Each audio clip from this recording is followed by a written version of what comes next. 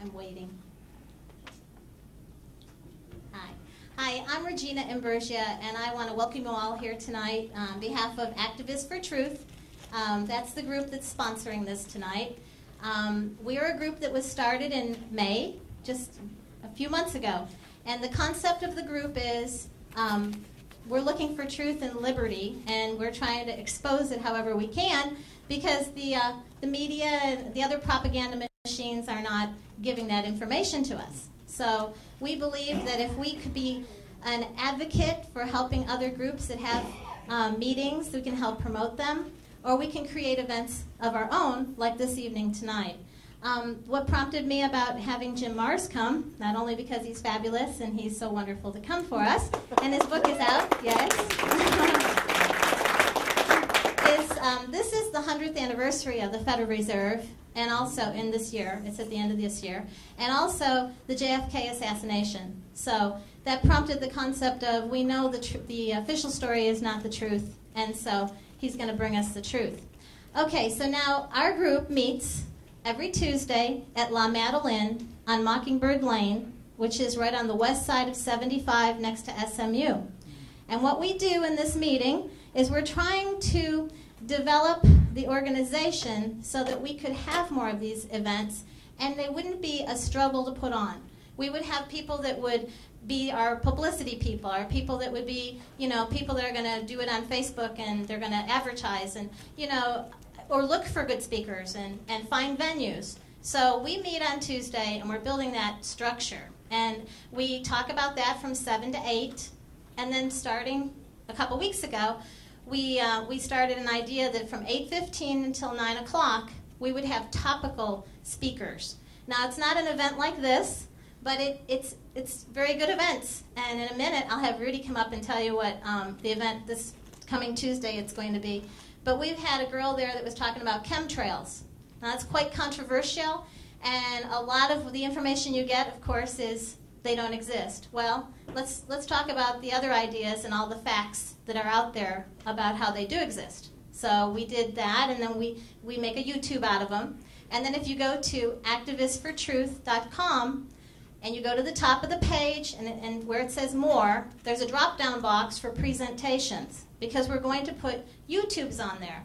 So it gives you a taste and an idea of what this is about, and then maybe we'll create larger events about those and invite the public and everything. So that's just an idea of Activists for Truth. What else?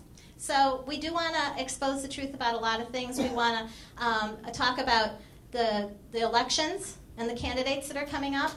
We want to talk on the 28th or 29th. So 29th, Tuesday the 29th, Barbara Harless is going to be our speaker, and she's going from the 8:15 till 9 o'clock. She's going to be talking about the proposed amendments to the Texas Constitution, which are going to be on November 5th is when the election day is.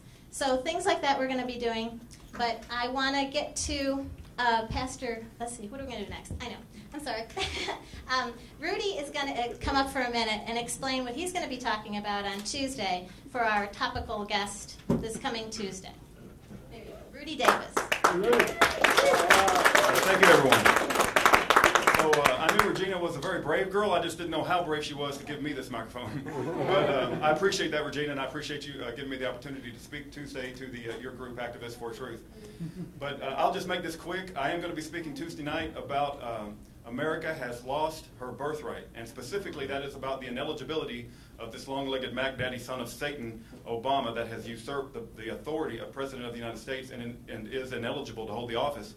And you may say to yourself, well, who is this guy and who does he think he is that he has the credentials to get up and speak about this? Well, in the Bible, if I remember correctly, God used a jackass to talk, and I figure I'm on par with a jackass. So if God can use a jackass, then God can use me. But I'll just quickly say that in regards to my credentials, I have been thrown out and handcuffed in the Majestic Theater for passing out flyers about Lieutenant Colonel Terry Lakin, who has been put in Fort Leavenworth prison for 5 months. He was sentenced to prison for 6 months. I have been sent a letter by the IRS for $25,000 for monies that I did not owe. The Immigration Customs Enforcement has called my work and asked the HR department to send that I am required to provide my birth certificate on a random citizenship audit by Immigration Customs Enforcement. This is after I became my YouTube channel, I had made myself known as a birther. And so also the Secret Service came out and visited my house. And had I known 100,000 people were going to watch that video, I would have worn something other than my wife beater t-shirt. Having said that, I got to thinking I'm not a public speaker. It's not my normal thing, and I don't feel... but I got to thinking about the opportunity that Regina has offered me, and if I don't take the opportunity to speak about this ineligible precedent, the fact that we have sold our birthright as America. We are Americans. We were given a gift by God, and our ancestors fought and died for the liberties that we have. And if somebody doesn't get up and make known the fact that this president, and I believe this is an incredibly important issue, matter of fact, it has opened the door to the Pandora's box of issues that we have going on now. I believe that we really need to focus on this and support people like Sheriff Joe Arpaio and Pastor James Devin Manning, Lieutenant Colonel Terry Lake, and Orly Tates, Mickey Booth, and a host of others. But I'll give you more information if you so care to come out to the event on Tuesday, and I appreciate the opportunity to speak to you tonight. Thank you, Regina. Okay, in my haste, I meant to talk about this. Okay, this program here is something that we're going to do with each of our events that we put on. There is spots in the program where you can advertise. The event that's coming up on the 28th of October is going to be the Moriartys. They're whistleblowers. They've spoke on the radio before. We have YouTubes of them. But the deal is they're coming back from California. And we rented a theater in Garland. It's on October the 28th. It's a Monday. And we are charging for people to come into that event. But if you take an ad out in the program for $25, you get 2 tickets. And so that's like paying $5 for the ad. These great people on the front page here have taken out these $25 ads. So they got to advertise in this event's program also, and then it's also going to be in the program that we put out for the Moriarty event. And this nice Ken here on this page number 2, he took out a full page ad, and then he gets 7 tickets. So everywhere on here, there's a way to contact me. You've got my email, you've got my phone number, you got the website. Okay, I'm out there. Just let me know, because this is how we work together. No, there's no real money, put out for these things except what we can do ourselves. And like Rudy said, it's us doing it, Okay, so that's the program. Also, I want to tell you that these nice guys that are videotaping, they do it for me for free all the time, too. They're wonderful. I mean, they do get paid by other people, but they put a lot of time, and of course, they should advertise in here. I actually am going to put an advertisement for them in here, because there's people that can pay for these things, and that'd be great if they pay them. But at the end of the night, this night, they're going to have a DVD of this event for $10. They actually will have it produced, and you can bring it home. So when you get so excited about hearing Jim Mars, you can bring it home and show the people what they missed for the next time. There's books out in the hall. That Jim Mars's books are there. Please visit that table. There's other DVDs, too, on the back table. There was a Don't Comply, The Line in the Sand, which we support wholeheartedly. Some of us in here have been there to the events, like the pastor and Brad has been there for all 3 that have been in Dallas. The 3rd Saturday of the month, a group of guys go, and women too, and bring their long rifles, and they meet at the Grassy Knoll, Dealey Plaza there, and at 10 o'clock until 1 o'clock. They walk, they go in restaurants. We've had as many as about 65 people. This last Saturday was a little sparse because a lot of our people were down in San Antonio. 1,000. Okay, the mainstream media is saying 1,000 were there. So it was well more than 1,000. It went wonderful. So we have DVDs of that. John went down there with Oath Keepers. That's Stuart Rhodes. That's a great organization that we work with. Actually, my sister's the vice president in Texas. So we work real closely with these groups. That's another idea of like what I say about Activists for Truth. So on the back of the program, this is very useful. There's all information to connect with us, but also there's other media outsources. We have Ella Dask here. He's on the radio every weekday, Monday through Friday, from 3 to 4. And hopefully he's going to have the Moriartys on this week. Try listening, see if they're down there. I hope so. I hope so. And then you get the taste of what they're talking about. But there's the New American Magazine is a great magazine. We actually have a reporter from the New American Magazine here tonight, Kurt Hyde. He's in the audience. It's a fabulous magazine, and it's listed on the back of here. As we go along, I want you guys to let me know, where do you think there's good sources of information? Pastor Eric Philpott is going to come up and say an opening prayer. But what he's saying to the congregation is, and his church meets here from 5 until 7. What was I going to say? Anyways, he talks to the congregation, and what he was saying is it's the truth. Usually in the old days, you could go to the church and you could get the truth. But now with the IRS statuses and all the things, they muzzle the pastors. And so we need to find pastors like him. He didn't take the tax-exempt status. He says what he wants, and he says it straightforward, and it's all about truth. So anyways, I think I'm done now, and we want to get on with the program. That's the main thing. And Eric's going to open us in prayer, and then Stuart will introduce Jim Mars. And thank you.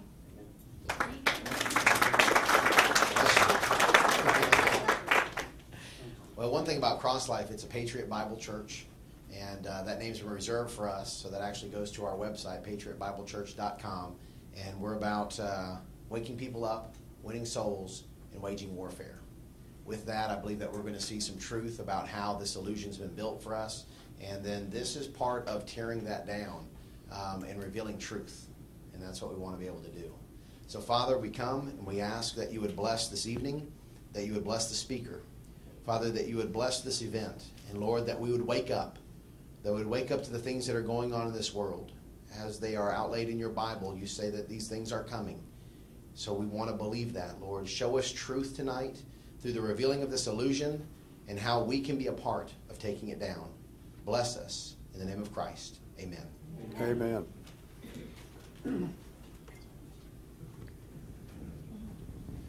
Well, I get the distinct pleasure to introduce our speaker tonight. Jim Mars is a husband, he's a father, he's a grandfather, and he's intimately maybe the premier expert on this issue, and many, many more, and he's got a bunch of fantastic books out there. All of us need to support his work. He was a longtime reporter for the Star-Telegram. He's a researcher and author, and Jim's going to take us down the rabbit hole to expose truths that most people don't even have a clue about, or don't want to think about, or don't want to address. But last of all, I need you to understand, Jim Mars doesn't always drink beer. But when he does, he prefers Dos Equis. So let's let's welcome the most interesting man in the world, Jim Mars.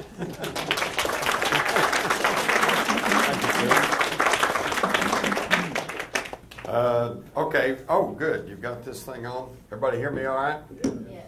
Great. Howdy. Howdy. Come on, we're in Texas. Howdy. Howdy. There you go. All right. It's a pleasure to be here. Thank you. And I particularly honor each and every one of you for getting away from that idiot box and coming out somewhere to try to find out what's going on. I have been asked over and over and over through the years, will we ever know the truth about the Kennedy assassination?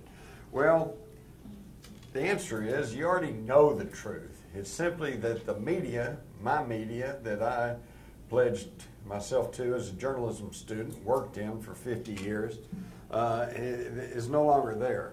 I trained and committed to be a journalist, but I didn't leave journalism. Journalism left me. There are no more journals. There are only corporate advertising delivery systems.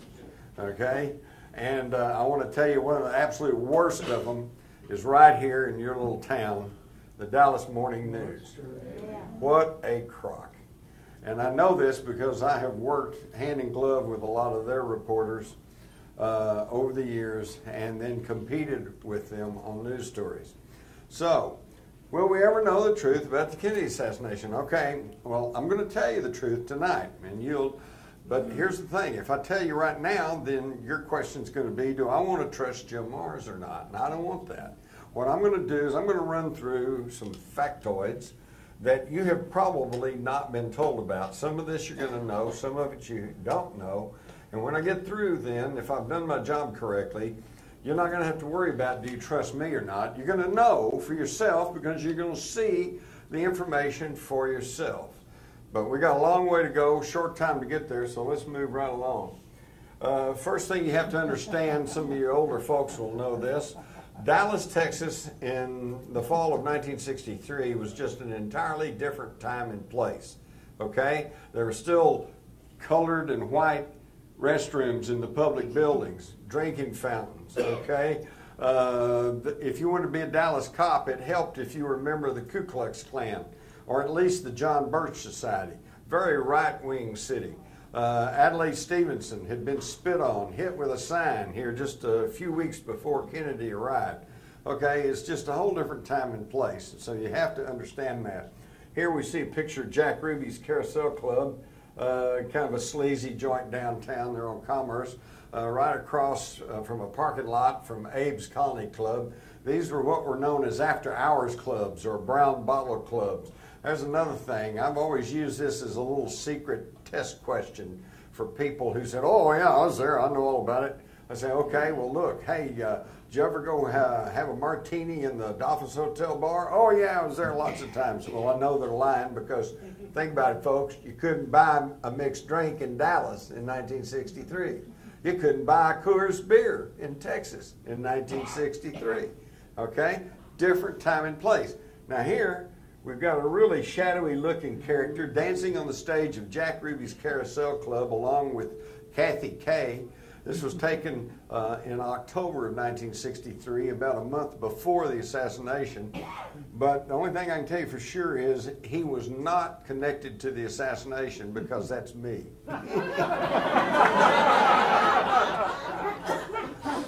Yeah, I kind of look like Buddy Holly. And I was a sophomore at North Texas at that time, already on a degree plan for journalism, and I had a couple some roommates that were from Dallas, and we were always arguing over what was better, Dallas or Fort Worth. I won't go into that, seeing how I'm in front of a Dallas audience, but. So they would bring me to Dallas and show me around and show me where everything was. And so they had taken me to the Carousel Club. I was there a few times. The thing I want you to understand is I met Jack Ruby, okay? I was on a degree in journalism. I knew what was going on. I knew about the Citizens Charter Committee, and Eric Johnson, and the people that were running Dallas, and Amon Carter, and the people that were running Fort Worth. I already was aware of all this, but I was not part of it. So I have no grudges, no axe to grind, no agenda to try to push. But I was aware of all of this. I was told by fraternity brothers, if you want to get in a high-stakes poker game, go into Dallas, go to the Carousel Club, look up Jack Ruby. They said, but be careful. He's connected to the underworld. The underworld. Again, different time and place. We had never heard of the mafia. We didn't even know the mafia existed down here in Dallas at that time. Most people did not know the CIA existed. I was aware of the CIA because I was a journalism student. I was well-read. I knew we had a secret intelligence agency called the Central Intelligence Agency, but I didn't really know much about it at that time. Just like today, most of you probably don't know very much about the National Security Agency, which is 3 times larger than the CIA. All right? So anyway, you have to put it into the context. So we moved to Dealey Plaza. Now, most of you have been through Dealey Plaza, so I'm not going to spend a lot of time describing that. This is a photograph taken by James Alkins, an Associated Press photographer, right at the time of the gunshots. You can see Kennedy's hand is up near his throat. He's already clutching, come on, my stubby little fingers. Jackie's white gloved hand is on his arm.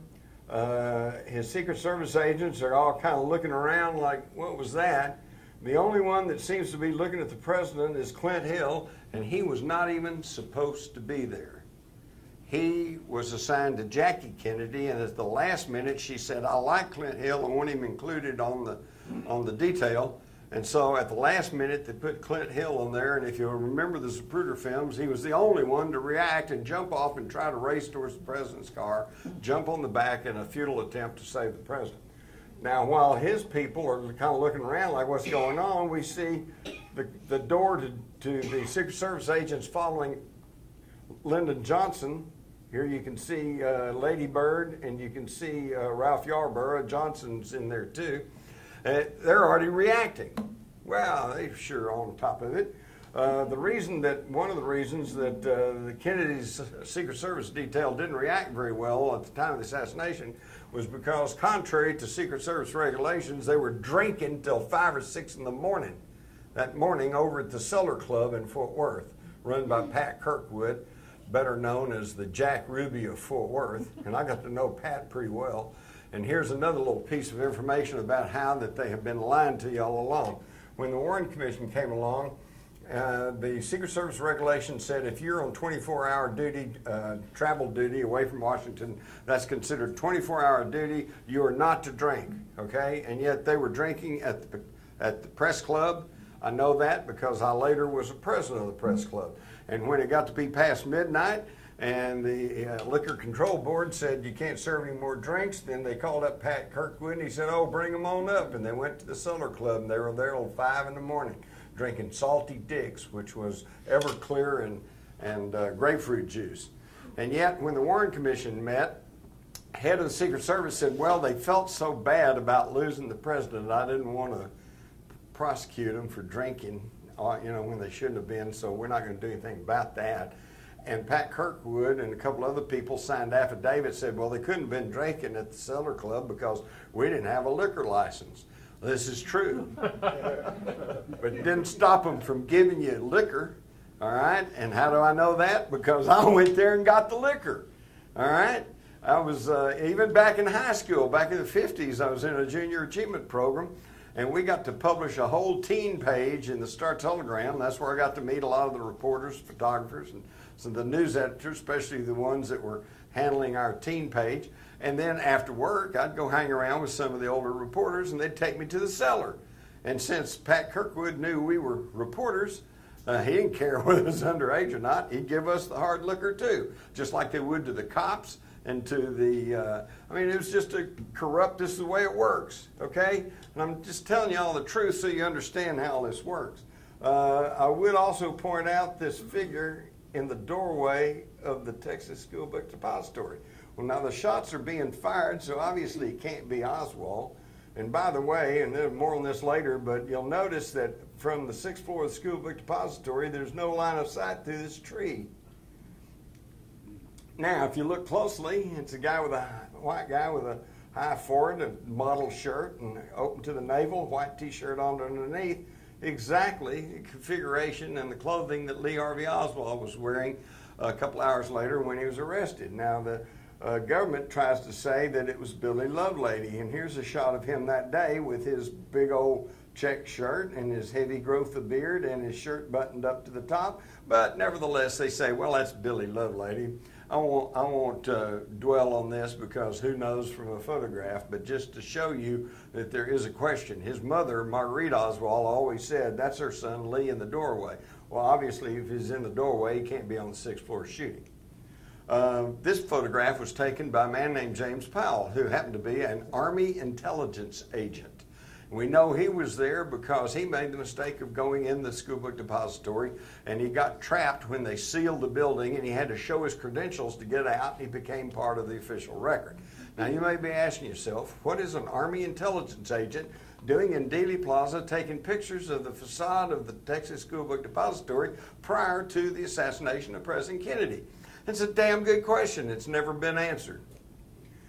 Now, here we see a picture I made from that 6th floor window. Here's the floor. It's only a foot up here. The window's only half open. And again, you can see there's an overhead sign. That's where the first shot struck. And you can't get a line of sight because the tree's in the way.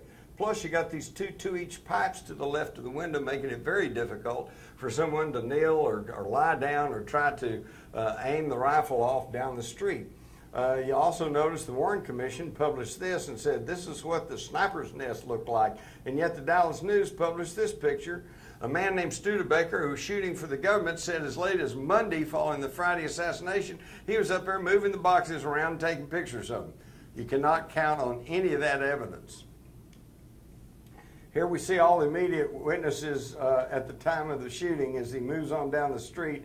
I pay particularly attention to this guy holding an umbrella in the normal umbrella position, and this guy perpendicularly to him standing here with his arm raised.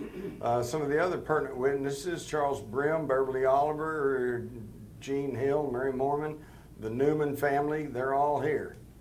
Okay, as Kennedy approaches that Stemmons Freeway sign, he's waving. Everything seems to be okay. As he passes behind the sign, you can see the umbrella now has moved halfway up the sign. So the guy with the umbrella who was standing like this is now pumping that umbrella up and down and twirling it, as you can see on the Zapruder film. and the guy in front of him is raising his fist in the air. Well, now, wait a minute. Here they are, and then here they are. You can see that before they get opposite to him, he's just holding the umbrella, and then it goes up and it's twirled. Then, supposedly, they're not even connected to each other, but they go sit next to each other on the curb. And then here in this picture, these are blurry because nobody was thinking of them or taking their picture. They just happened to be in the background. Well, look at this guy. He's packing something. What's he got in his jacket there? And these men, for years, up until the time of the House Select Committee, for about 20 years or so, they just weren't part of the record. That just didn't exist. And if you talked about them, you were a conspiracy theorist. Okay? But then we see as they're sitting on the curb, he's got his hand up to his mouth, and there's an antenna or something sticking out from behind his head. He's talking on a radio. And while everybody else is rushing up the grassy knoll where they thought the shots had come from, the dark-complected guy goes strolling off, sticking that radio back in his pants. Okay, now who are these guys? Oh, well, we didn't know. The House Committee came along, and they finally identified the umbrella man as a man named Louis Stephen Whitt. And yet you just saw the pictures of what the umbrella man was doing. He was standing there holding the umbrella. We know from the Zapruder film, when Kennedy got parallel to him, he pumped it up and down and twirled it, and then he went and sat on the curb, okay? According to his testimony, he sat on the grass the whole time, opened the umbrella and held it out in front of him, and never even saw Kennedy go by. All right, and then someone on the committee said, well, maybe he did that to heckle Kennedy because it reminded Kennedy of Neville Chamberlain, who carried an umbrella and caved into the Nazis before World War II. Huh? Quinn Hill, the only one to react, jumps on the curb. Meanwhile, you see the Newman family laid down. They said the shots came from up behind them. Emmett Hudson, who is right here, the groundskeepers for that end of the plaza, said the shots came from up behind him where the police patrols were, although there were no policemen stationed in that area. Jean Hill said she saw somebody fire from behind that fence. Now this has been misconstrued, misstated too. You've been told that Jackie Kennedy was trying to escape the car. You've been told that Jackie Kennedy crawled out to help Clint Hill get in the car. None of this is true. In her own testimony, which was classified, not known to the public for 15 years, and fully supported by the testimony of a doctor and a nurse at Parkland, we find out she crawled on the rear deck of the car, braces herself with her left hand, reaches out with her right hand, and picks up a piece of the president's head.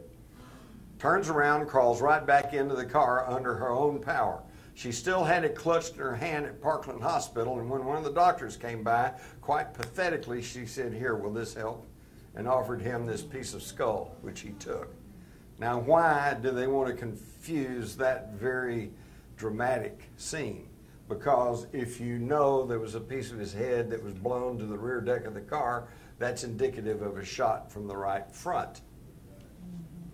Now they say, well, it couldn't have been a shot from behind the grassy knoll, even though people reported seeing a puff of white smoke come off the grassy knoll, but we know modern rifles don't smoke. Well, yes, they do. Number one, they smoke. Number two, if they've been recently oiled, they certainly smoke. At the time of the House Committee, I was there when they were firing 6.5 rifles from morning till noon, and every time they fired, I could see a puff of smoke come up. And here in this photograph, where'd it go? Okay. Taken by an NBC photographer, you can plainly see the white smoke drifting off the grassy knoll, even as Kennedy's car is entering the triple underpass. Okay? And of course, everyone rushed towards the grassy knoll because everybody in that end of the plaza said that's where the shots came from. Here they go. Behind that fence, it was just a nightmare. There was no crowd control. Everybody rushed back there. They were all stomping all around. The 15 railroad workers on the triple underpass all said the shots came from over to their left, behind the fence on the grassy knoll. And when they rushed around there to see what was going on, they said they found muddy footprints and cigarette butts, as though somebody had been standing behind that picket fence for a while. In this story by one of the few good reporters that Dallas had, which was Earl Goltz, we find that several people, including Dallas police, reported encountering men with Secret Service identification. And yet there were no Secret Service agents stationed in Dealey Plaza. They were all either riding in the motorcade or already at the trademark where he was going to make a noon talk. Interestingly enough, Inspector Thomas Kelly of the Secret Service interviewed Oswald. And Oswald said, "Are you FBI?" And he said, "No, I'm Secret Service." So Oswald said he was standing in front of the textbook building and about to leave it. A young man in a crew cut rushed up to him, showed him a book of identification, said he's from the Secret Service, and asked him where the phone was. And Oswald said he pointed towards the payphone in the building and that he saw the man actually go to the phone before he left. What? We're just told that less than an hour later he shoots a cop down on the south side of in Oak Cliff just because he stopped him on the street. And here he says that a guy ran up and showed him book identification, said he was Secret Service. He not only does not shoot him, but shows him where the phone was and then stands there to make sure he gets to the phone. They never tell you this stuff, do they? So, we're now seeing all this modern stuff. You're going to be inundated from now on until November the 22nd with books and TV specials and reminiscences. And it's going to be psychobabble about, people just can't deal with the idea that a lone nut can take out the great leader. And, so much time's gone and there's so much controversy and so many theories. And I guess we'll never know. Well, I'm giving you the facts right here, right now. But the thing I got to warn you about are these programs that purport to have computer simulations. Because as we all know, if a computer says it's got to be right, except not really, because what we all know is on a computer it's garbage in, garbage out. A computer can only tell you what you put into it. What am I talking about? Well, here's my computer simulation. Went through the tree, hit the sign, bounced off, hit him in the throat. A little entrance wound right there, just like all the Dallas doctors said. Okay, well now that sounds silly, but let me point out that years ago I met with Bob West, the county surveyor of Dallas County, and his associate Chester Brenneman. They were hired by Time Life to do the survey work in Dealey Plaza on Monday following the assassination. They said at the end of that work, they, along with the Secret Service agents they were working with, and Time Life people, said there is no way one person could have done this assassination. Later, in the spring of '64, Bob West and Brenneman were hired by the Warren Commission, again to survey Dealey Plaza. Chester Brenneman allowed me to copy their original plat map, and here it is. And you notice that they made a notation here saying this area hid behind a tree for any shot from the depository as of this date, May '64.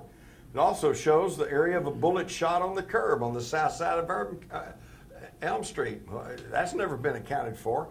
And here, it's kind of off the picture here, but there's yellow marks on the curb. You can still, if you go down Dealey Plaza today, go on the south side of Elm, go along, look very closely, you can still see the faint traces of this yellow paint that was there. There's a little 2-foot stripe here, and you go down about 10 feet, and there's another 2-foot stripe. And on the Zapruder film, if you watch closely, you can actually see the bright yellow flash by as they go by. Now, it's only these 2 little spotches. Okay, it's not the whole curb, which doesn't make any sense. If you're going to paint the curb in yellow, be careful, or red, no parking, you paint the whole curb. Now here's these 2 little spots, and what happened right in between those spots? The fatal headshot. These probably were markers for the assassins. In fact, while you're at that, the whole idea is to catch him in a crossfire. All right, because if you're a lone assassin, you're in the 6th floor of the school book depository, your shot would be when Kennedy is coming toward you on Houston Street and you have a stationary target. Or you could have waited until he turned 6 floors below you on a very tight 120-degree turn, and you could chunk the rifle out and hit him on the head. Been quite effective. But no, we're told that this assassin on the 6th floor waited until he turned and was moving downhill laterally away from him with a tree intervening in the line of sight before he finally took a shot. Makes no sense, but it makes sense if you're talking about a triangulation of fire, standard sniper ambush technology. So this map, thank you. This map that Chester Brenneman allowed me to copy was reproduced in the Warren Commission. You'll find it in the volumes. all of these notations are deleted. And furthermore, they made their measurements from each frame as a Zapruder film, and you can see the original numbers on their map up here, and down here is what the Warren Commission published, and they altered the numbers and altered the frames. Now what this means, folks, is that every computer simulation that has used the Warren Commission numbers are invalid because they're not using the correct numbers. And on a computer simulation, and particularly in survey work, if you're off a fraction of an inch up here, by the time you get 30 yards off, you could be, hundreds of feet different. So never trust a computer survey if they're basing it on the government's figures. Another little tidbit that you never hear about, but that tells volumes, is that Lieutenant Jack Revel was the head of police intelligence for the Dallas Police. He has said publicly that he rode back from the school book depository to the Dallas Police headquarters with a military intelligence agent, an agent from the Office of Naval Intelligence. And keep in mind, Oswald was a Marine. The Marines are under the Department of the Navy. Okay? So he rides back with a Army intelligence or Navy intelligence agent. He gets back, and the first thing he does is he types up this list of school book depository employees. Heading the list is Harvey Lee Oswald of 605 Elsbeth. Well, Lee Harvey Oswald had lived at 602 Elsbeth in the fall of '64, but none of that was on his employment records at the book depository. All that was on there was his Beckley Street address. So where did they get this misapplied name and a bad address? Well, at the time of the House Committee, Colonel Robert Jones of 4th Army Intelligence down at Fort Sam Houston said he got word from one of his people in Dallas that they had arrested a suspect. His name was Alex James Hydell. He said he went to the military intelligence files and he found that Alex James Hydell cross-referenced to a Harvey Lee Oswald of 605 Elsbeth. So what does that tell us? That tells us that military intelligence tipped off the Dallas police as to the identity of their suspect. And sure enough, about 1:50, he's arrested at the Texas Theater, and here they come bringing out the chief suspect. Here he is after arriving at the Dallas Police headquarters. He's arrested about 1:50. It probably took him 15, 20 minutes to get downtown. So he only arrives at the Dallas Police Station about 2:20, 2:30. And he had two sets of identification on him. One says he's Lee Harvey Oswald. The other says he's Alex James Hydell. And he's being uncooperative. The police say, well, which one are you? And he said, well, you're the cops. Figure it out. And yet, at this very time, we're told in 1977, with a release of about 80,000 FBI documents, 2 hours after the shooting, at this time, when Oswald had just arrived at the police station, and they weren't even sure who he was, J. Edgar Hoover's on the telephone to Robert Kennedy, saying, we have our man in Dallas. He's Lee Harvey Oswald. He's an ex-Marine. He defected to Russia. He's a mean-spirited individual in the category of a nut. So he's already got the whole thing laid out there at a time when the Dallas authorities weren't even sure who they had in custody. Circumstances do not lie. That should tell you volumes right there.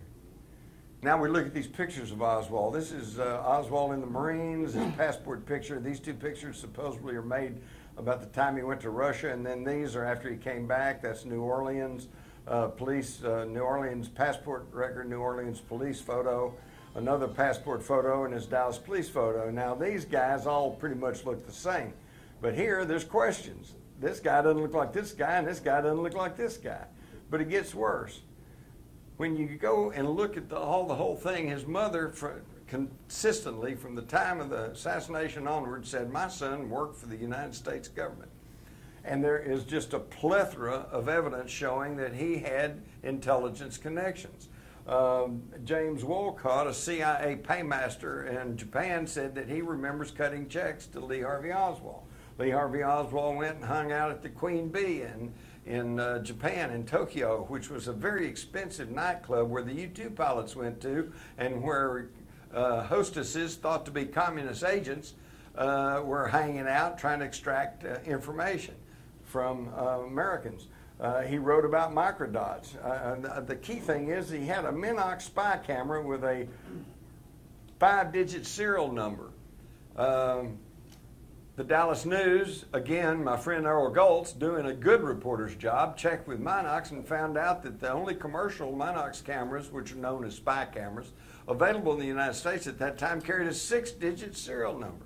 So where did Oswald get a non-commercial spy camera? Then, to add insult to injury, the FBI came down and tried to coerce the 2 Dallas detectives that found his equipment, tried to get them to change their reports to reflect they'd found a light meter, not a camera, and they wouldn't do it. They said, we know a camera when we see one. Now, to show you that he might have been doing undercover work, we find that in 1958, while he's in the Marines over in Japan, he's treated for gonorrhea. Now, if you're ever in the military, you know that they advise you against getting venereal disease. In fact, if you're in a special unit, like Marines, for example, you actually can get punished, for getting a venereal disease. But his says, contacted in the line of duty, not due to own misconduct. Oh, wait a minute. Okay, now, if you think that's not weird enough, we were told at the time that nobody in the government knew anything about Oswald. Nobody was paying attention to him. He just kind of fell between the cracks, even though he was given money by the State Department to come back from Russia after telling the Russians and our own embassy people in Moscow that he was going to give state secrets away. But worse than that, we find in this document dated 1960, 3 years before the assassination, J. Edgar Hoover sends this warning memo to the Security Division of the State Department, warning that there's a possibility that an imposter is using Oswald's birth certificate. Please pass along any pertinent information. So J. Edgar Hoover personally was aware of Lee Harvey Oswald 3 years before the assassination and considered that that an imposter was posing as Oswald. You don't get told that in the morning news, do you? Now, is it possible somebody was posing as Oswald? Well, let's look at this picture supposedly taken at the time of his defection to Russia, and we find that there's heavy shadow on this left side of his face and very light on the right side, which indicates a light source coming from the right, and yet his shadow falls to the left behind him. And we also notice that there's a little break in his hairline, and this eyebrow seems to be painted on, as with his mouth. And then all this darks here and all this lights here, and you can almost put a line down here, and when you separate them, it looks like you got 2 separate people there. Now, this is a common practice in intelligence. If you're trying to pass off one person of another, you take pictures of them, you make a composite, a split-face composite picture, so that they can go through customs and other security apparatus, and they look at the picture, and yeah, it kind of looks like him, so they let it go. But is that true? Yes. Here's the other pictures. Look at these split face, and you can see, obviously, here's one person, and here's Lee, here's Harvey. And then when you match up the Dallas Oswald with the Marine Oswald, and you get their eyes and their nose and their mouth and everything's perfectly fine, whoops, one of them's taller than the other one. And this is reflected in the records. The Marine records show he's 5'11". His autopsy showed he was 5'9". I thought the Marines built men, not tore them down 2 inches. Even his own mother asked for an exhumation in 1967, questioning the body that they had buried, okay? But, of course, that got printed in the Star-Telegram but didn't go anywhere else. Furthermore, Paul Grudy, the funeral home director, who I got to be real good friends with, said that about a week after he buried Oswald, some Secret Service guys showed up, and they interrogated him about marks on the body and scars and things like that. And finally, one of them quipped and said, we really don't know who we have buried in that grave.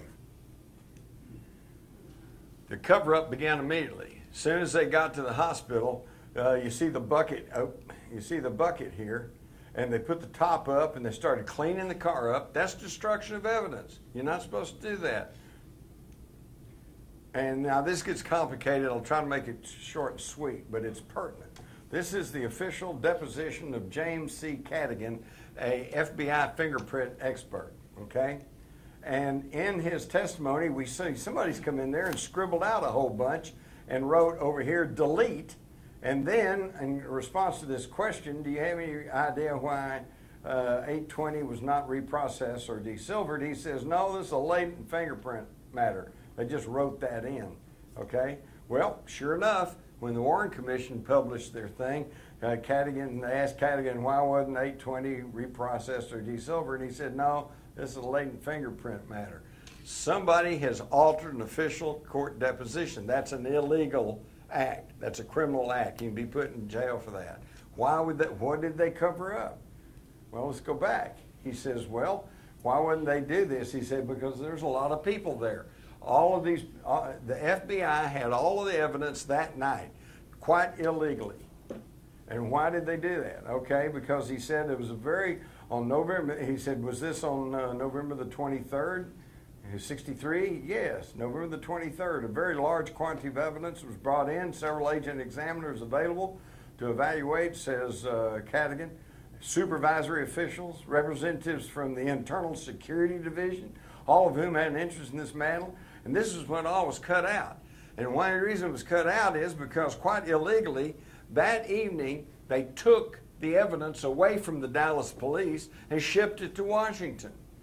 With no chain of evidence and no public disclosure, no one looking over their shoulder to see what was going on. And they held that evidence from now on. Here we see Chief Curry, Jesse Curry, the Dallas police chief.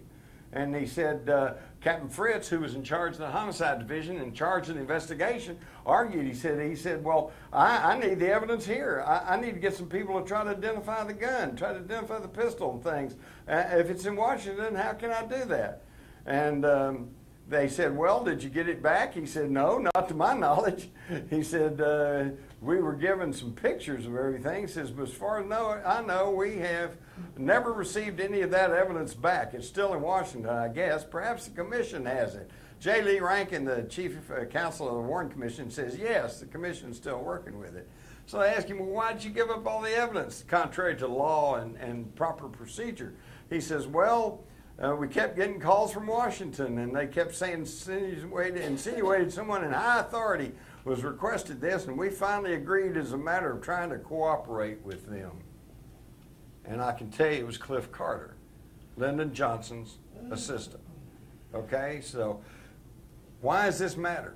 Because this means all of the evidence was in the hands of the FBI with no chain of evidence, no oversight, no one keeping tabs on what was happening for 2 full days. It was not until November the 27th, the Tuesday following the assassination, that the media and the public were told that the FBI had been asked into the case, and that's when it became the official evidence. So they had all this evidence for 3 full days with no oversight, which means they could have put anything in it, they could have taken anything out of it. Now do you understand why the evidence is in such controversy? And the evidence was jimmied with. Here we have the Warren Commission copy of the Dallas Police evidence sheet. 6.5 spent rounds, 3. Okay, Oswald, 3 shots, 3 rounds there. Tight evidence, folks, except on the original document, which I got out of the police files when they finally opened them in 1991, they only had 2 spent rounds. Furthermore, down here, we see it blank at the bottom that the Warren Commission give us, but we find here that the paraffin test on Oswald was positive on both hands and negative on the face. Well, I have the actual report. He had traces of nitrates on both hands, but no gunpowder, and no gunpowder or nitrates on his face. That's evidence he did not fire that rifle that day. But instead of trying to explain this, the Warren Commission simply hides it away. They don't tell you about this. And the Dallas Morning News has never told you about this either. Here's an FBI document dated November the 24th, 63, file number, Vincent Drain agent. And they look like the same document, but this one says that the paper found at the Texas School Book Depository matched the paper that they said was used to bring the rifle into the building. Well, that's incriminating to Oswald. Well, here's the same document that came out in 1980, and it says the paper was examined by the FBI office and found not to be identical. So one says the exact opposite of the other. Well, which is correct? Well, this one, the FBI was actually queried about this, and the spokesman said, well, this one, that's a phony document. How many other phony documents are in the FBI files? Okay? And when did they put them in? During those 3 days when they had total control of the evidence? And to show this, they said, okay, here's 2 empty shell casings that they found, plus 1 live round that was in the chamber of the Mannlicher Carcano rifle. And you notice they all have this little anomalous dent on the shoulder of the cartridge that they said was a peculiarity of Oswald's rifle. Well, later, this 3rd cartridge shows up, and it does not have the dent, indicating it had never been chambered in the Oswald rifle. They said a Dallas policeman carried this around in his pocket for a few days, and, you know, he kind of forgot it was evidence, and so belatedly he turned it in. Give me a break. And now for the rifle, which the scope cost more than the rifle. The rifle was sold in batches of 2, big batches for $2. Okay, the scope was like $9 or $10, so the whole thing cost $12, and most of the money was for the scope. It was that bad a rifle. Now the key thing is that everybody thinks, well, Oswald was a marksman, and he used that war rifle. Well, wait a minute. Any of y'all been in the military? All right, then you know the 3 categories when you go to the firing range. The lowest one is marksman. Right. The next one's sharpshooter. The top one is expert. I know, because when I was in the Army, I fired expert, and I got me a pass to New York. All right. Well, I had to. I was from Texas.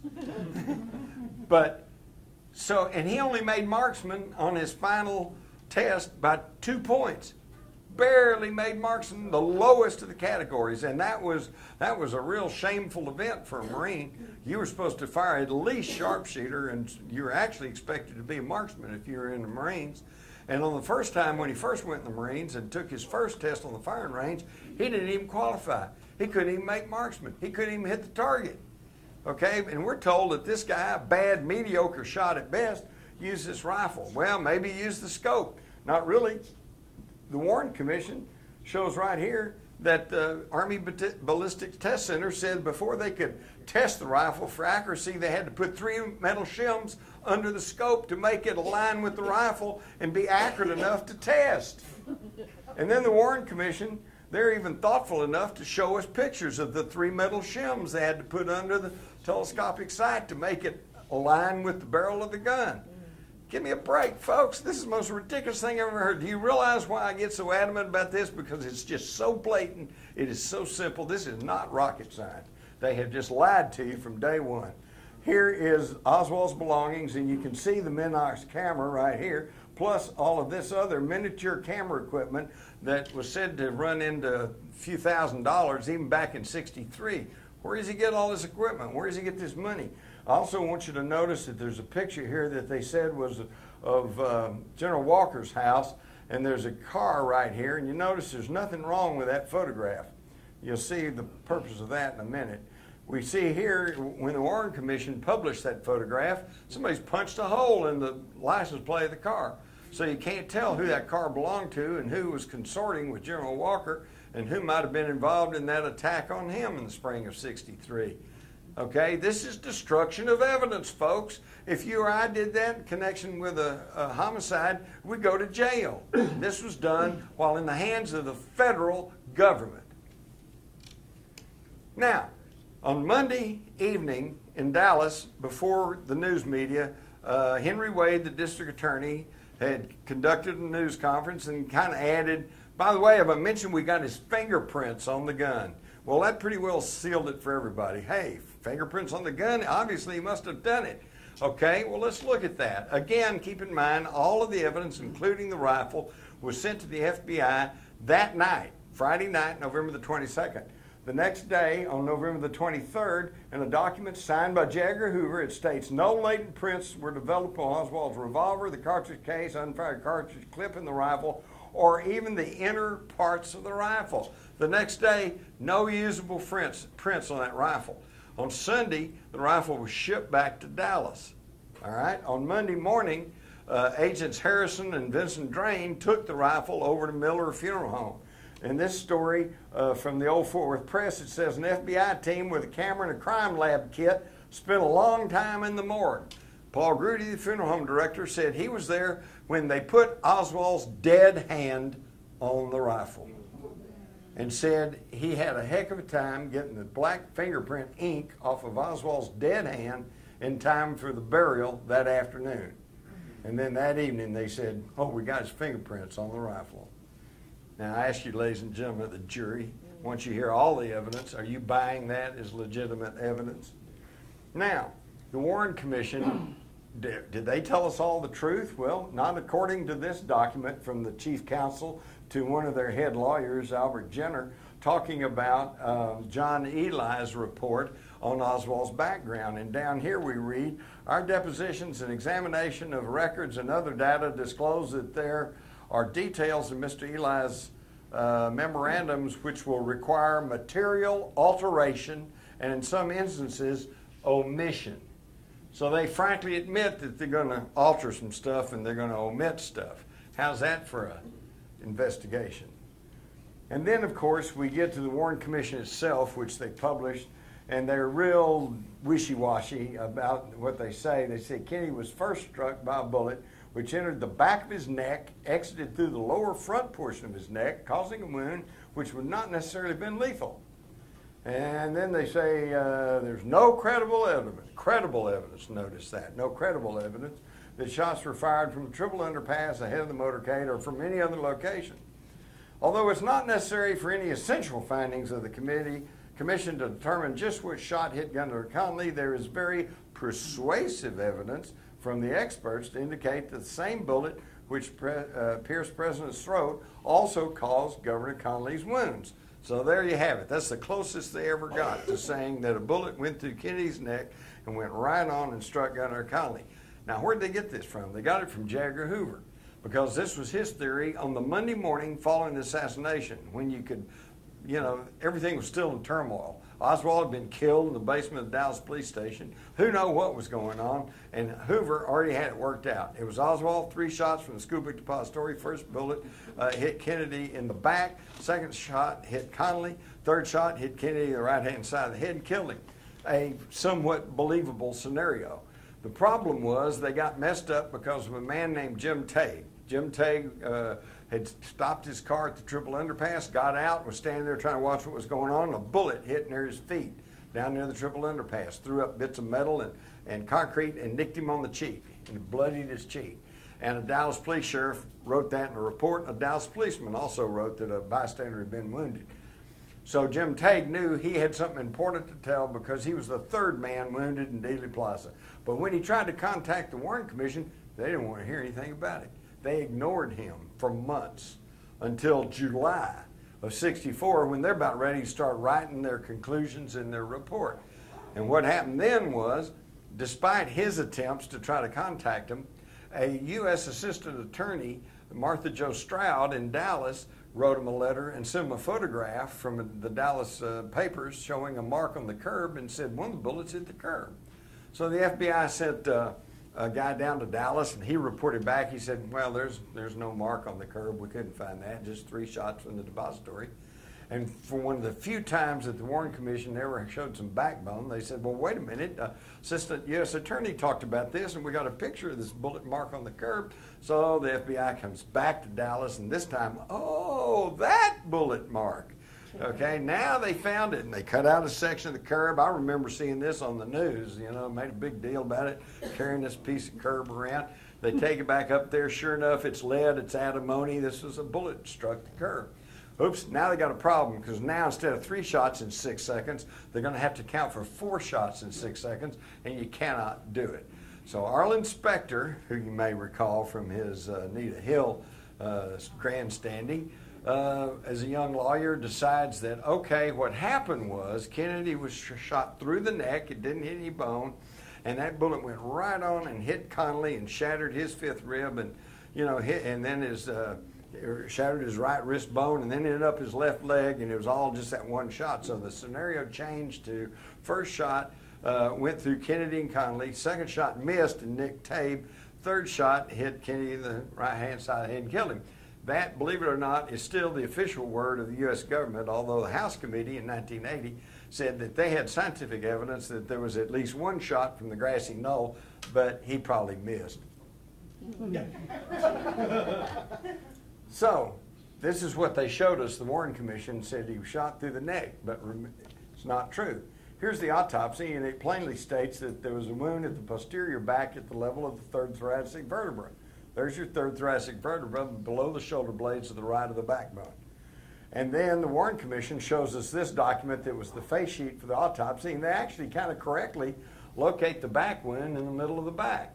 But they left a wiggle room because they said, well, that's just a face sheet, it's just a drawing, it's not meant to be accurate, you know, so they're off somewhat. What they don't show you was the actual face sheet was marked verified by George Berkeley, Kennedy's personal physician.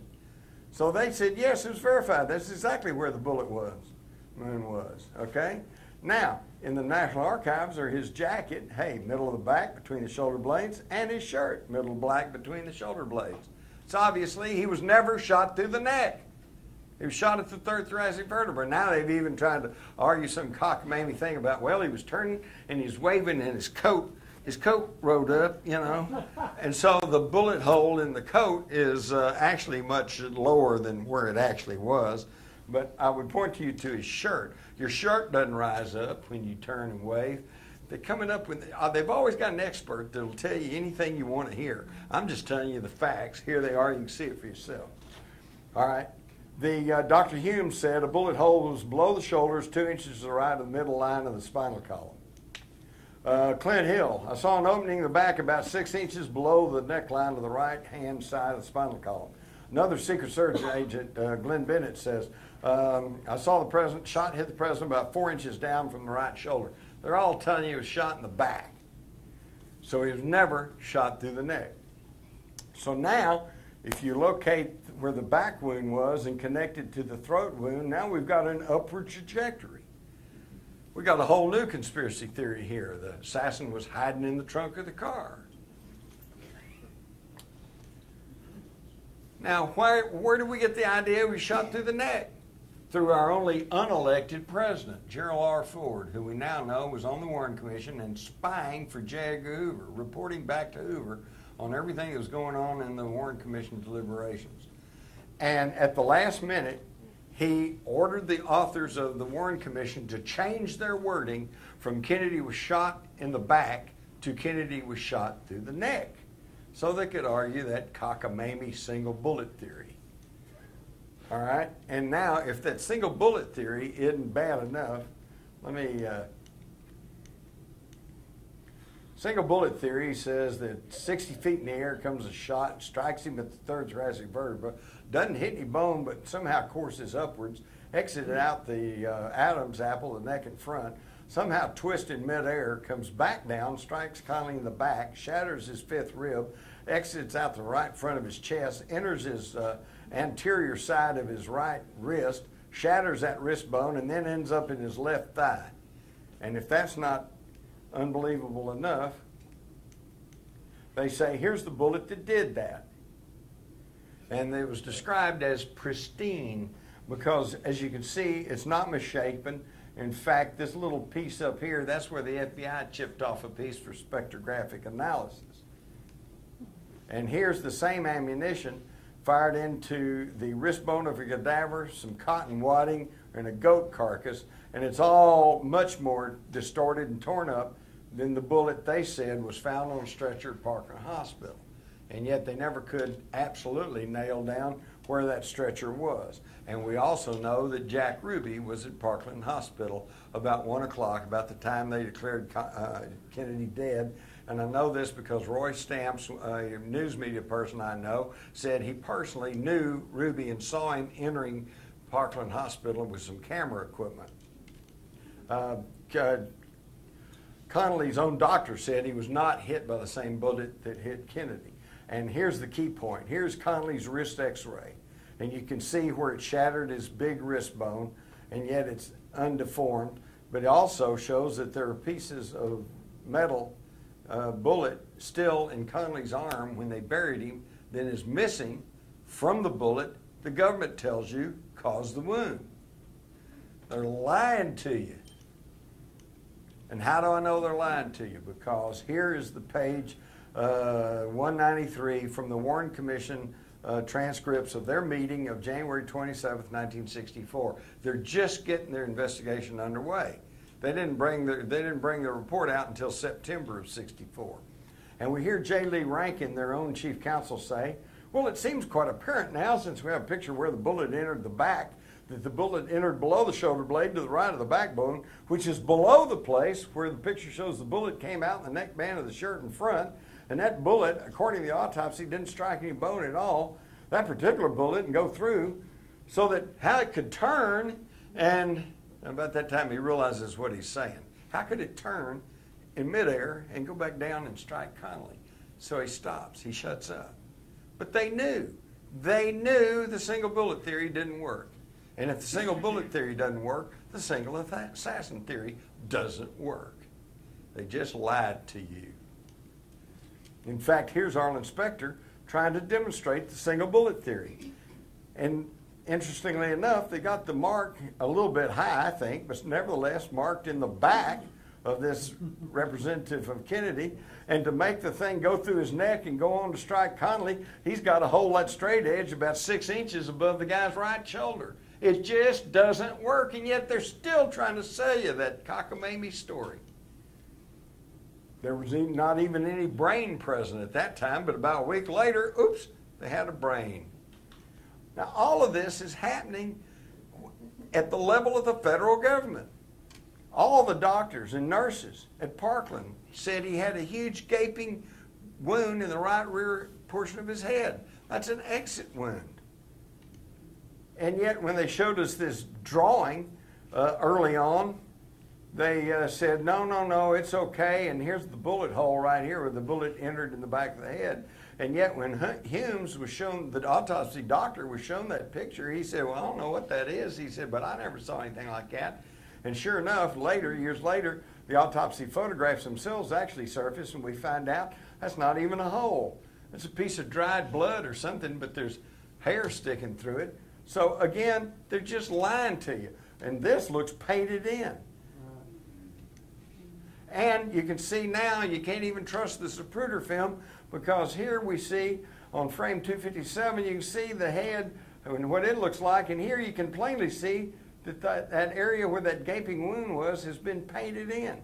And this has been confirmed. You can read about this in my new the new updated Crossfire. I've got 11 Hollywood film and tape experts who have studied this film and said there is crude retouching. So you can't even trust the Zapruder film. And we know there's 6 frames missing out of it. And what was on that? What was on that was the fact that they took out the frames showing that a bullet struck the Stemmons Freeway sign, which is exactly what people who were there have told me. But the sign was taken up less than a week later, disappeared, unaccounted for. Nobody's ever seen it since. And the State Department, the State Highway Department, which is in charge of signs, said, we didn't do it, so we don't know what happened to that sign, but that's pretty indicative that something happened to it or they wouldn't have taken it up. Now, some of you, have any of you all heard the theory that the driver turned and shot Kennedy? Well, it's hogwash. Here's frame 314. When you hear that and you see those frames, you're going to see a very bad copy of the Zapruder film, so bad that oftentimes it's not even in color. But here you can plainly see that Greer, the driver, his hands on the wheel, and this is simply the top of Kellerman's hair. And you can see the same highlight, sun highlight here and here. Back then, some of you older guys know this, we all wore greased hair, right? Everybody put hair grease on. So it really shone in the sunlight, and that's what some people have said in a very bad copies. They said, oh, well, he turned and pointed this pistol back at Kennedy. Didn't happen. All right, we've already talked about the wounds, but this is very important. You didn't hear about this in the Dallas News either. This is Gerald Custer. He's not a conspiracy theorist or author or anything else. He was the technician who took the autopsy x-rays at Bethesda Naval Hospital. And appearing with him at the same news conference was Floyd Reeby, who took the autopsy photographs. Both of them today say that the x-rays and the photographs being shown to us by the National Archives are fakes, phonies, and not the x-rays and photographs they took. Lying to you again. And we know this because here's the x-ray that they're showing in the National Archives, and it looks like the whole right front portion of his skull has been blasted away, and yet in the autopsy photograph it's perfectly okay. We've all seen that Life magazine, and used to convict Oswald in the public minds months before the Warren Commission came out from behind closed doors here in secret testimony and concluding that he was the assassin. And their headline says, Lee Oswald with the weapons he used to kill President Kennedy and Officer Tibbet. How's that for innocent until proven guilty? But now, what about that picture? Is that a legitimate picture? When Oswald was shown one of those pictures, there was supposedly two separate photographs found of him in the backyard taken by his wife, Marina, with a handheld camera, okay?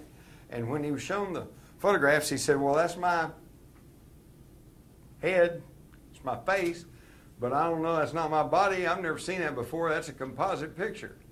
Okay, now, did any of the federal investigations, the Warren Commission, House Select Committee on Assassination, did any of them say, well, he says, y'all have probably also heard his famous quote when he's in the halls of the police station saying, I didn't shoot anybody, I'm just a patsy. Okay, now, did any of those investigations say, well, gee, he said he was a patsy? Is there any evidence to show that he was? No. They never considered it. Every investigation starts off with the basic predetermination that Oswald did it all by himself. He's guilty. Now let's see how we prove it. Well, let's look at this photograph and see if we can prove what he said is true.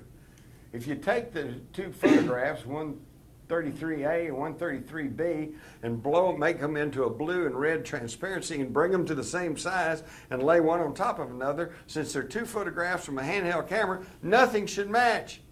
But instead we find his face is an absolute match on each one. This is a physical impossibility with two separate photographs from a handheld camera. What this proves is that he was telling the truth. His face has been pasted onto somebody else's body. And there's even further proof. We can see on the two, now they altered the face. These two faces are the same, although they don't look exactly the same, because they've retouched the mouth a little bit and the eyes just slightly. But you'll notice that there's a line that runs over his chin from neck to neck, here and here, and yet we see a broad, flat chin on the backyard photograph, and Oswald had a little pointy cleft chin. Huh. So again, more evidence that he was telling the truth, that he's been set up as the patsy. Now, if that's not bad enough, here's 133A and B, and this photograph turned up 15 years later with no explanation of where it came from. Marina said, first off, she didn't remember taking the photographs. Then she remembered taking one photograph. Oh, and then she remembered taking two photographs, but that was it. Now there's a third photograph, turned up in the hands of a Dallas policeman's widow, 15 years after the fact, with no explanation of where it came from. And yet, this shows that they're lying to us and knew all along, because Warren Exhibit number 37 shows a law enforcement person posing in the backyard. And what pose is he using? The one with the rifle in the left hand and the paper in the right hand, the pose of the suppressed photograph, never seen for 15 years. Now, why were they hiding this photograph away? Because if you made it into transparency, again, the face is exactly the same. This is a just fabricated photograph. And finally, we get to the Mormon photograph, which was taken right about the time of the headshot. Here's Abraham Zapruder and his receptionist, Marilyn Sitzman. This big thumbprint's on here because some of you guys remember those Polaroid cameras. You had to take the little fixer and rub the fixer over there to fix the photograph, and in their excitement, Mary Mormon didn't do that, and so somebody came along and put a thumbprint on it. But you see the pertinent points. It also shows that right up here behind this fence, behind this wall, we've got this figure right here. This is what has come to be known as the Badge Man. This is the Grassy Knoll gunman. Here's his hairline. There's his left ear, his 2 eyes. I was showing this to the medical examiners, investigators in Tarrant County, and they said, yeah, it looks like he's wearing shooter's glasses. There's his neck and his shoulder. He's got his arm coming up here, and his other arm, I've blown this up, his other arm's out like that. So that's a classic rifle firing position. He's got a semicircular patch on a dark shirt and a bright object on his chest, which by computer analysis is shown to be metal, the exact configuration of a Dallas police uniform. Okay, and here you can see it again. Now, this is not retouched. This is not photoshopped. It is simply a blow-up of the background of this Mary Mormon photograph. There is the grassy knoll gunman. Now, if this is any other case, and I tried to tell you there's nobody up there, and you know that we've got a photograph, we've got the majority of witnesses, we've got 2 sets of acoustical scientists saying with a 98% probability that a shot came from behind the picket fence, et cetera, et cetera. If I try to tell you there's nobody up there, then I'm really a conspiracy theorist. I'm telling you this is the truth, and that's the guy who shot Kennedy and hit him right here in the temple area and blew out the right rear portion of his head as he sagged slightly to his left. Why would they want to get rid of Kennedy? Because he was messing with the status quo. The thing that Regina has such an interest in is the fact that in June of '63, he issued $4.2 billion in interest-free Treasury notes. Now, here, this is Series 1963, United States note. This is based on silver that we still hold in the Treasury under some laws passed in the 30s. And there's no real, that $5 bill is not going to buy you anything much more than what a Federal Reserve $5 bill is going to buy you. But the difference is we have to pay interest on the Federal Reserve notes. We don't have to pay interest to the United States notes. And I find it really ironic that whose face is on the 63 United States notes? Abraham Lincoln, the second president in the history of the United States to issue interest-free money. Lincoln said it's the greatest advantage of the government to be able to print its own money. So to fund the war between the states, he printed greenbacks. Okay, he didn't have to pay money to the international bankers. Kennedy bypassed them in '63 by issuing these Treasury notes, Treasury bills, United States notes. And folks, I don't think it was just some sort of coincidence that both of those presidents were shot in the head in public. That's what happens when you mess with those bankers. In fact, the very first assassination attempt of a leader in the United States was Andrew Jackson, who was trying to break up the central bank and get those international bankers out of our business. Also, Kennedy, as you may recall, forced the steel manufacturers to roll back their unwarranted price increases, and he was prosecuting, he and his brother, prosecuting organized crime as never before or since, had tried to put a stop to the secret war against Castro that was going on, had signed accords with Russia, signed the nuclear test ban treaty, which has probably saved all our lives. If they had continued with the above ground nuclear testing, we might all be dead by now. Back in the 50s, when they were totally unaware of the long-term dangers of radiation, I remember seeing the newsreels of where they'd set off a bomb in the New Mexico desert, and they'd march our troops up to within about 500 yards of it, put them in a foxhole and say, don't look at it, all right?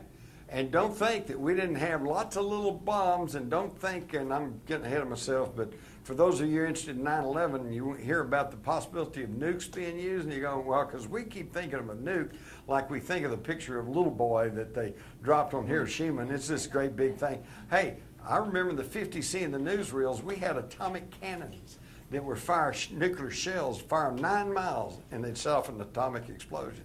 That's an artillery shell, but that big. That's in the 50s.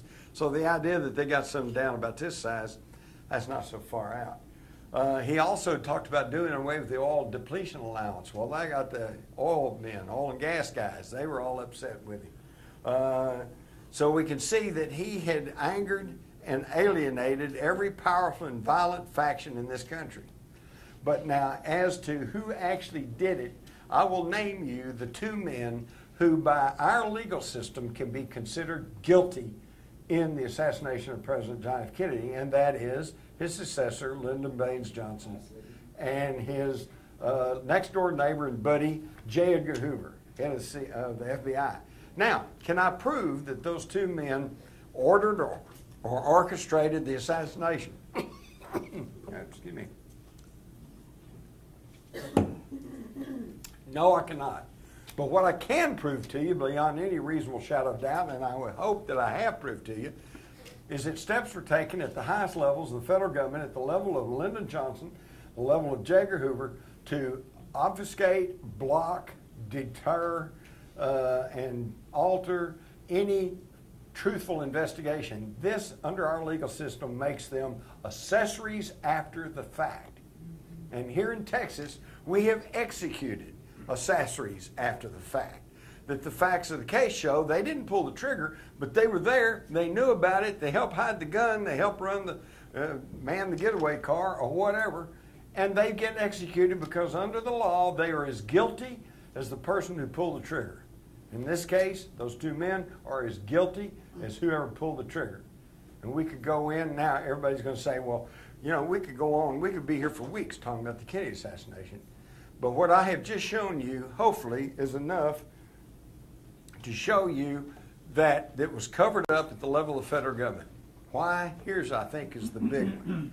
On October the 11th, Kennedy, through George Bundy, signed this action memorandum, National Security Action Memorandum 263, in which he said he approved the military recommendations contained in the McNamara-Taylor report, which stated things look better in Vietnam. I think we can pull out by the end of 1965. He approved of that. Then he said, directed that no formal announcement be made of the implementation of plans to withdraw 1,000 military advisors by the end of 1963. He was starting to disengage from Vietnam, okay? But then, on Monday, following the Friday assassination, Johnson issues National Security Action Memorandum 273, and although he starts off saying over here that the objectives of the United States with respect to withdrawal of the U.S. military personnel remain as stated in the White House memorandums. Yeah, it says that there, but over here it says programs of military and economic assistance should be maintained at such levels that their magnitude and effectiveness in the eyes of the Vietnam government, it does not fall below the levels sustained by the United States at the time of the Diem government. The Diem brothers were overthrown on October the 1st, 63, so this kind of roundabout says don't drop the military levels below that. That effectively stopped the pullout order, okay? Then they go on to talk about the plausibility of denial, draw up plans against Laos, widening the war, bombing the North. This is when the Vietnam War got underway. We only had military advisors in at the time of the Kennedy assassination. After the phony baloney Gulf of Tonkin incident in August of 64, Johnson, going along with this memorandum, sent in the Marines, ground combat troops, and we really got going on Vietnam. Now here's the one you're going to love. I got a copy of the draft of Johnson's 273 out of the Johnson Museum, Johnson Library down at Austin, and this draft was drawn up on November the 21st, 1963, the day before Kennedy was killed. So the day before Kennedy was killed, they're already drawing up plans to stop his pullout order and to set us on a full-blown war course in Southeast Asia. Now, unfortunately, this area was a big benefactor of this change in policy. LTV, Texas Instruments, General Dynamics, Bell Helicopter. We did pretty good here during the Vietnam War, and that's why you're not going to find too many people around here at that time who were too upset that Kennedy got killed. In fact, if you want to hear it in a nutshell, Senator Ralph Yarborough, who I interviewed pretty extensively on more than one occasion, said that as he rode in that motorcade with Lyndon Johnson down through the corridors of Main Street in downtown Dallas, he said they were 12 and 14 deep on each side of the sidewalks, cheering and smiling and waving, and they were truly happy to see President Kennedy. He said, but when he looked up in those big office buildings, he didn't see one smile. Kennedy had alienated himself from the rich and powerful and from the status quo, and the status quo struck back. How many of y'all have seen an interview with Evelyn Lincoln? You haven't, have you? Evelyn Lincoln was Kennedy's personal secretary, and she was with him day and night, right at his elbow. If anybody knew what was going on with Kennedy, she did. And I have this letter from her from 1994. She says, as far as the assassination is concerned, it's my belief that there was a conspiracy because there were those who disliked him and felt the only way to get rid of him was to assassinate him. These 5 conspirators, in my opinion, were Lyndon Johnson, J. Edgar Hoover, the Mafia, the CIA, and the Cubans in Florida. Pretty sharp, Evelyn. Now you see why you never saw an interview with her on national TV or interviewed the Dallas Morning News. So it's a classic example of who will guard the guards. As Fletcher Prouty told me, the way to understand the assassination is not who could have killed him. Anybody could have killed him. Mafia assassins, KGB agents, rogue CIA people, anti-Castro, you know. The trick is who could strip away his normal security and who could cover up the facts of the assassination. This was in-house. This was what transformed a Texas homicide, because there were no laws about assassinating the president at a federal level at that time. This is what transformed a Texas homicide into a national coup d'etat, a palace revolt. And that's why they're still trying to cover it up. They're still trying to act like it didn't happen, but now you know the truth. Or as John J. McCloy, who served on the Warren Commission, stated, it is of paramount importance to show the world that America is not a banana republic where a government can be changed by conspiracy. But folks, I hate to be the one to say this, but the truth is we're just another banana republic. And you can read all of this plus so much more in my new book, the updated, expanded Crossfire, and I thank you for your time.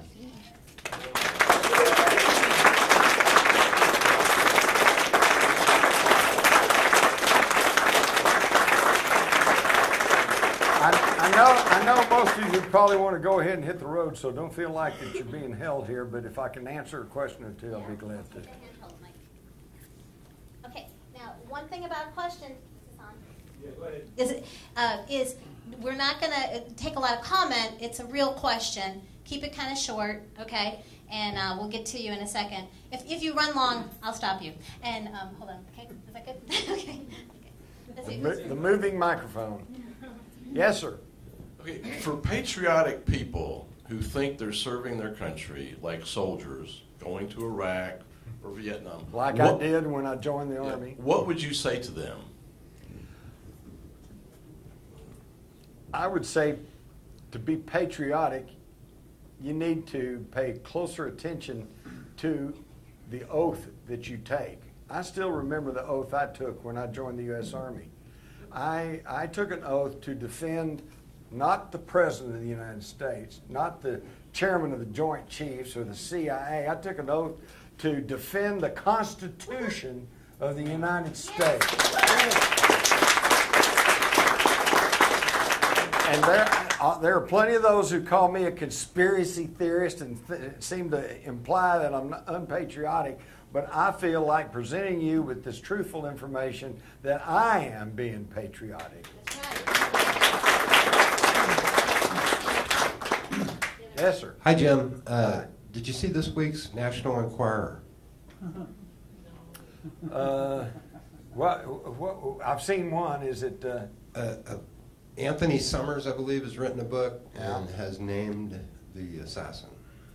And who's that? I don't remember. It's a Cuban fellow. I don't remember the name. I just saw it today. Well, okay. There's I could name you in Crossfire. You're going to find 3 or 4 different people who come close to being the grassy knoll gunman.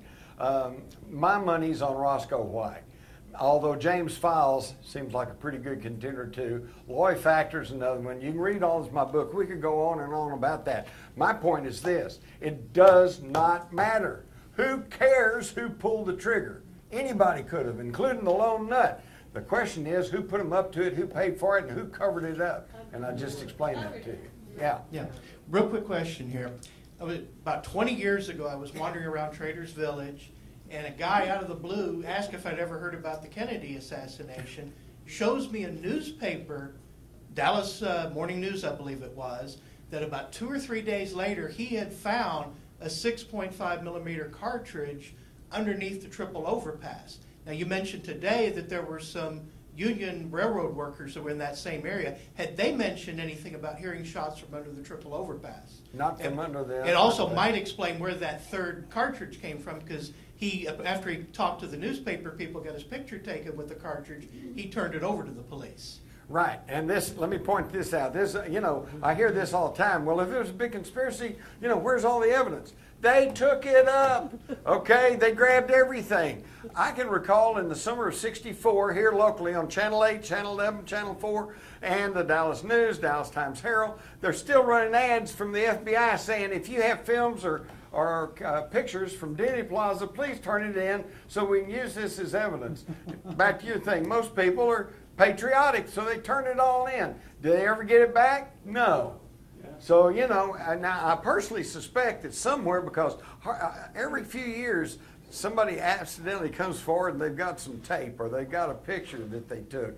You know, my wife took a picture of Kennedy and Jackie going down Harry Hines, you know, so thousands of pictures. There's probably evidence somewhere, and it'll keep coming out, but every time they take it up. I met with a fellow whose father was a air conditioning repairman that went up on the county records building, the white building there on the corner, and was working on the air conditioner up there, and he finds a 30-06 shell casing, heavily weathered on one side, been there and there a long time. Okay, now and I could go into the whole thing about the use of a sabot or husk bullet, where you take a smaller caliber slug and you use the plastic hooks to put. There you go. And so this 30-06 may well have provided that explosive quality for a smaller caliber slug, okay? But what happened to that? I mean, I've heard the story. I believe the guy, okay? But he went and took the bullet to the FBI, and they took it and took it away, and then said, well, it was a 30-06. Hadn't got it. Oswald had a 6.5. Doesn't have any connection. That's the kind of investigation that your tax money paid for, and it's absolutely atrocious. Another question. Okay, I'm using 35, 40-year-old memory. On a talk show one night, a man was pushing his book and telling his story about Lyndon Johnson, in which he claimed that he could come up with as many as 300 people who conveniently died around Lyndon Johnson. Comment. Yeah, well, that's maybe 150 more than I could come up with right now, all right? But there was more than 100, and the thing is, I'm not going to try to tell you they all were killed, but I guarantee you the odds are absolutely astronomical that number of people who had direct knowledge of the assassination would be dead within just a few years period. You'll find that covered in my new book too, and they've tried to argue those numbers, and yet the people very much more expert than me says it's a question of where does coincidence end and conspiracy begin. But I know I talked one time to an old mafia character, and he said that there were teams going around taking people out. The one I love was James Worrell, who told the FBI that he saw several people running out the back of the school book depository right after the shooting. And then he ended up being one of those fatalities. I talked to a friend of his, and they said he was a motorcyclist, okay, and he was a big, rough and tumble guy. Well, they found him and his girlfriend on a road outside of Dallas with the motorcycle up on the kickstand, and he and the girlfriend lying on the ground with their necks broken, and they ruled in a one motorcycle accident. So think about that one a minute. The guy tumps his motorcycle, breaks his neck, gets up, put the motorcycle back on the kickstand, lays back down and dies. Yeah, right. Yeah, right. Maybe part of that same question. If nobody's still alive today to be indicted for any issues that were happening back then, what's the issue? And why don't they want the truth to come out? Is it just embarrassment, or Yeah. are there any people out there that could be indicted? Yeah, I think so. George Herbert Walker Bush still alive. Woohoo! Yeah. There's still some people that could be indicted, but the thing is, too many people of the people are dead, but their families are still alive. One of the reasons you're beginning to hear Lyndon Johnson's name thrown around quite freely, but you didn't up until a few years ago when Lady Bird died. She still had tremendous power, and I'm just stupid enough, and a local guy, I'm just tell you what I know to be true. This is why the status quo does not want to talk about this. The Dallas News, they don't want to talk about this because some of their biggest patrons, some of the richest families in Dallas, I'm not saying they were involved, I doubt they were, but they knew what went on and it was okay with them. Yes, John. Yes, before the Manlicano was found, I've heard some pretty good evidence that there was a Mauser rifle that was found actually first. You have anything to comment on the Mauser? Yes, you'll find that all in my new book too. When they first found the rifle, a Deputy Constable Weitzman, who had run a sporting goods store and certainly knew about weapons, along with Roger Craig, a deputy sheriff, they all said it was a 7.5 German Mauser and saw Mauser. 7.65. I'm sorry? 7.65. That's right. I keep thinking about the 8 millimeter, 7.92, but it's 7.65 German Mauser. They saw Mauser stamped on it. There's all kinds of questions about the rifle. The Warren Commission shows us an ad and said this is the rifle he ordered it from, and yet that rifle was only 42 inches long. The one that they actually found was 46 inches. Couldn't have come from that ad. There's just all kinds of questions. But again, when you control the investigation from the top, you can make it sound like anything you want to. And I think there's very possibly there was a substitution of the rifles. But again, that's just another question. Quick question. In one of the slides you showed, there was a list of, I think, CIA operatives that were controlling or knew about Oswald. Mm-hmm. The bottom of that list was John Stockwell. Mm-hmm. I've spoken to him. I think he's still alive as of a year or two ago. Have you interviewed him in any relationship? Yeah, I knew John. In fact, it was John Stockwell actually who got my book Crossfire used as the basis for Oliver Stone's film JFK. Oliver Stone had already decided he wanted to do a movie about the Kennedy assassination, and he had decided on concentrating on Jim Garrison, the district attorney of New Orleans, as the chief protagonist. But what he lacked was a book that covered all the aspects of the actual shooting. And my book, Crossfire, had just come out in 1989. And interestingly enough, John Stockwell had already been hired as a consultant to Stone. He read my book, went to Stone, and said, "Hey, it's all right here." And that's how I got my book used. Okay, we got 2 more questions. This young lady, and then go ahead. Hi, I was wondering if you had any perspective on the possibility that this was a blood sacrifice ritual. Yes, I think there's a lot of symbology, a lot of things involved there, but that gets into some really esoteric stuff, and I'm still just trying to convince most people there was a grassy knoll gunman. I don't think it was, I'm not sure it was just a coincidence that Dealey Plaza happens to be the site of the first Masonic Lodge in Dallas and sits on the 33-degree parallel. Is there anywhere that you provide more information in regards to that? Or where I could find more information? I can't think of any one source, but some of that's been written about on several things. I would simply say start surfing the internet. That's what I've been doing. Go to search engines and put in symbology and stuff. I could tell you about the sidereal time thing, which is just. Y'all want something that'll blow your mind? Yes, please. All right. Does anybody besides me know what sidereal time is?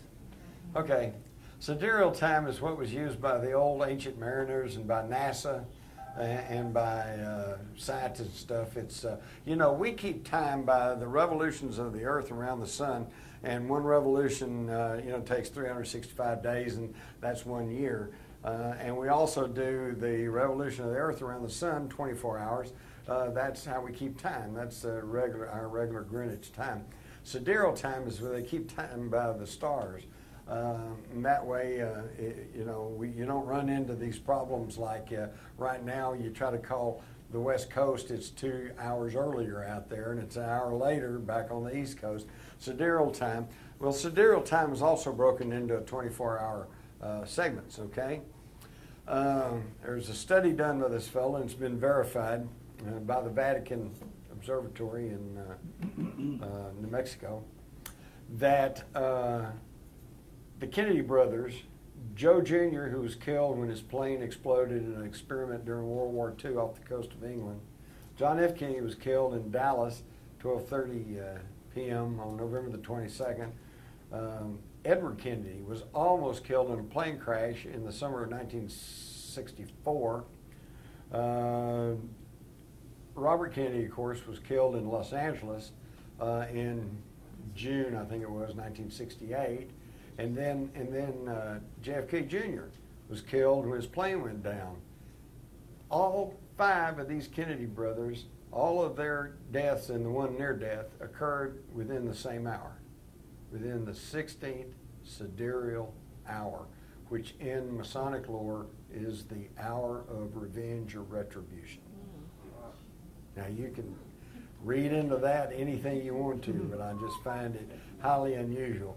I mean, you know, if I'd said they all died between noon and 1 p.m., you would think that was pretty unusual. But this is the same thing. It's just a different way to count time. Very, very weird. There's weird stuff going on. I think the preacher would probably have some explanation for that. On the assassins for the 150, could you be any more specific as to who controlled those assassination teams, who they were, and was there a top coordinator for those assassination teams?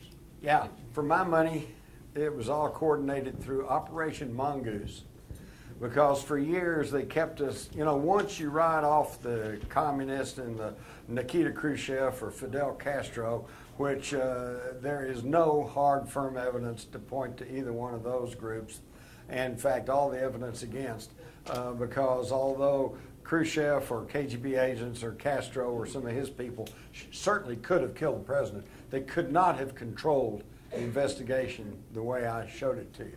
But now where you see, so we're left with the questions: was it the CIA? Was it the FBI? Was it the military? Was it the anti-Castro Cubans? Was it the mafia? And the answer is yes, because they were all working together under Operation Mongoose. That was the secret war against Castro, headquartered off of the Jim Wave Station off the University of Miami, and headed by General Edward Lansdale, the ugly American, who had plenty of experience in overthrowing governments and overthrowing heads of state. They simply sent their hit teams to Dallas. Jim, years ago in the 70s, Geraldo Rivera had the Good Night America show. And he ran 2 nights in a row in which he analyzed, and had forensic scientists there, the whole assassination. And they ran the Zapruder film. The first anomaly that I noticed, I was sitting with a friend, was that coming from the upper part of Kennedy's neck, going slightly upwards, was this instantaneous mist that blew away in the wind. Then he clutched his throat.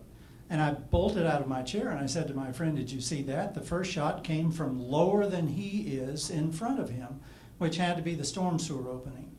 And so the next day, well, okay, she didn't see that. They played it again, and then she saw it in the second time. I called up people all during the day to tell them about this the next day. The next day, that mist was removed from the version of the film that Rivera had. I drove down there the next day, and there were 2 storm sewer openings, and the one closest to the overpass was just perfect for a pistol shot. Years later, I picked up a friend. I was actually helping a client at the courthouse, and we were going out to lunch, and I told him this. And I said, now, we were going down Elm Street. I said, now, here's the first opening, and here's, wait a minute, the second storm opening, a drain has been removed. Mm-hmm. A lamp post has been put over where the manhole cover was, and it looks like old concrete. It was beautifully done. Yep. And a friend of mine who was a sergeant on the tax squad of the police department, I talked to him about it, and he said, well, they told us that they removed that just to quell speculation that a shot might have come from there. Yes, thank you. I'm well aware of that. In fact, I stood down in that storm drain before they took it out. And of course, I'm a short guy, but I could stand there, and here's the storm drain slit. And, you know, Kennedy is 6 foot away, leaning over the right-hand side of the limousine. And that's a 6-foot shot. You could do that with a pistol, you know. And I could go on and on. I've had some people tell me that they saw the gunman in the sewer, but see, that sounds so weird. And Penn Jones tried to tell people that back in the 60s, and they just vilified him. Oh, he talks about a man in the sewer. So I'll let that go, but I'm not writing that off. We're going to get one more question here, but I want to leave enough time because Jim has a table in the back with some books to sell. You'll probably sign them and stuff like that, yes, and some other books. And also, we're going to be going to get some dinner over at Two Rows. Sounds good? Take you out to dinner? Okay. So anybody that wants to go to Two Rows, it's right in the same parking lot here. It's a grill, American grill type food. You can come join us. We got an area saved for us. So just want to put that on there. One more real important thing, and we'll get to your question, sir, is that, again, these DVDs are available of this presentation tonight for $10, okay? And they're at the back. Talked to one of the Johns. They also have the DVD ready from the Line in the Sand in San Antonio, okay? So, and it's actually so much footage, it's on 2 DVDs. So you get 2 circle DVDs, but it's $10 because it's one event. So, and other things too. Oh, and there's a contribution vase back there too that says Activists for Truth contribution. I wrote it in the program. You know, any amount helps, guys. So, okay, now we're going to get to the very last question. And then you get to sit down, and you did a great job. I can't believe you can remember all that stuff. You're amazing. Well, I'm like Homer Simpson. Every time I learn something new, I forget something. So. I don't know. You're awesome. I think you're awesome. Okay. Did you see or read Bill O'Reilly's book, Killing Kennedy? On the microphone, please. No. Did you happen to read Bill O'Reilly's book, Killing Kennedy? No. Okay. I threw it in the trash can. Okay.